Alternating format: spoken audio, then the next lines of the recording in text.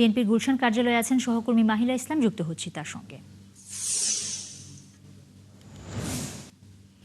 মাহিলা, BNP chairman কখন নাগাদ যেতে পারেন ডক্টর শফিকুর রহমান এবং নাহিদ ইসলামের বাসায়, সে বিষয়ে যদি কিছু জানতে পারেন শেষ পর্যন্ত একটু জানাবেন, এবং তার আর কোনো কর্মসূচি আছে কিনা সে বিষয়ে যদি বলেন।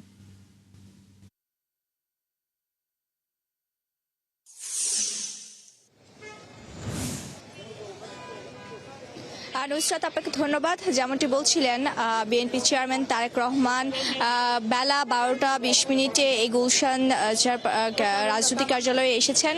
এখানে 12টার পরে আমরা বেশ কিছু স্থানীয় পর্যায়ের নেতা এবং বিভিন্ন সংসদে জয়ী হওয়া প্রার্থী নেতাদেরকে দেখেছি। কিছুক্ষণ আগে আমরা কথা বলেছি বেশ কয়েকজনের সাথে। সেখানে শ্যামা কালার এক্সপার্ট এবং ডার্ক স্যাপ সমৃদ্ধ অরিক্স অ্যাডভান্স ডিটারজেন্ট পাউডার, আপনার লন্ড্রি এক্সপার্ট রয়েছিলেন, জানিয়েছেন যে 31 দফার আলোকে বিএনপি তাদের সরকার গঠন করতে চায় এবং পাশাপাশি তরুণ জনগণের যেই তরুণদের ভাবনা, সেই ভাবনা অনুযায়ী জুলাইকে ধারণ করেই বিএনপি সামনের দিকে এগিয়ে যেতে চায়। তো সেই ক্ষেত্রে বেশ চ্যালেঞ্জের কথা তারা বললেন, যে অর্থনৈতিক কাঠামো থেকে ধরে শিক্ষা খাত এবং বাণিজ্য খাত এবং দেশের আইন শৃঙ্খলা পরিস্থিতির যে অবনতি রয়েছে, সেই বিষয়গুলোতে বিএনপি সরকার গঠন করার পর কি কি চ্যালেঞ্জ মোকাবেলা করবে এবং সেগুলো কিভাবে তারা সমাধান করবে, সেই বিষয়গুলো নিয়েই আলোচনা হচ্ছে।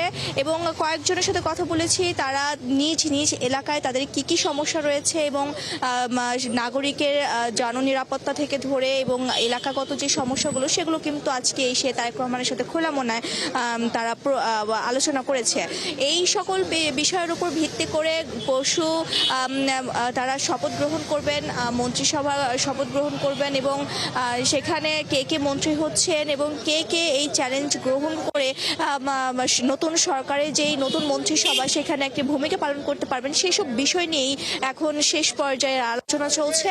আমরা তার আজকের দিনে যে কর্মসূচি, সেই কর্মসূচি অনুযায়ী যেটি বলছিলেন যে তিনি জামাতের আমিরের বাসায় যাবেন সন্ধ্যা নাগাদ এবং তারপরে তিনি যাবেন নাহিদ ইসলামের বাসায় এবং এরপরে তিনি তার বাসায় যাবেন। কিন্তু তার আগে আমরা কিছুক্ষণ আগে জানতে পেরেছি তিনি জিয়া উদ্যানে প্রয়াত সাবেক রাষ্ট্রপতি জিয়াউর রহমান এবং সাবেক 3বার প্রধানমন্ত্রী বেগম খালেদা জিয়া, তারেক রহমানের মা বাবা, তাদের কবর জিয়ারত করতে যাবেন। তবে সেই বিষয়টি এখনো নিশ্চিত নয়, তবে আমরা দলীয়গতভাবে জানতে পেরেছি তার যাওয়ার কথা রয়েছে বিকেল নাগাদ।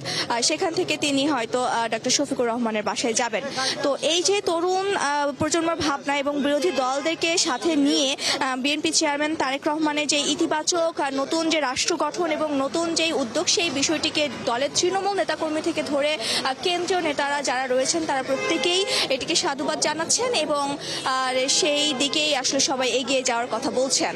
তো এই হচ্ছে গুলশান কার্যালয়ের কাছ থেকে আমার কাছে সবশেষ তথ্য। নুসরাত।